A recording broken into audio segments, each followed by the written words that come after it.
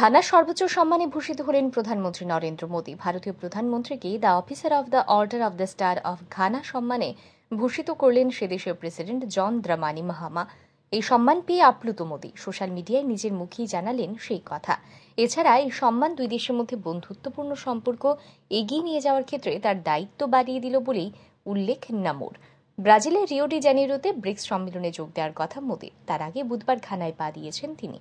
বুধবারই ঘানার প্রেসিডেন্টের সঙ্গে সাক্ষাৎ করেন মোদী। এদিনই মোদীকে দেশের সর্বোচ্চ সম্মানে ভূষিত করেন প্রেসিডেন্ট জন দ্রামানি মাহামা। উল্লেখ্য, ঘানার পর ত্রিনিদাদ অ্যান্ড টবাগো, আর্জেন্টিনা, নামিবিয়া এবং ব্রাজিলে যাওয়ার কথা রয়েছে নামোর।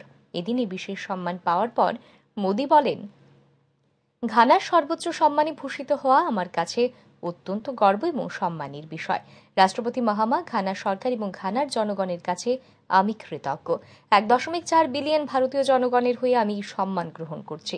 এই সম্মান যুব সমাজের উজ্জ্বল ভবিষ্যৎ ভারত ও ঘানার মধ্যে ঐতিহাসিক সম্পর্কের প্রতি উৎসর্গ করছি। সেই সঙ্গে তিনি জানান, এই সম্মান ভারত ঘানার মধ্যে বন্ধুত্বপূর্ণ সম্পর্ককে আরও দৃঢ় করার দায়িত্ব বাড়িয়ে দিল।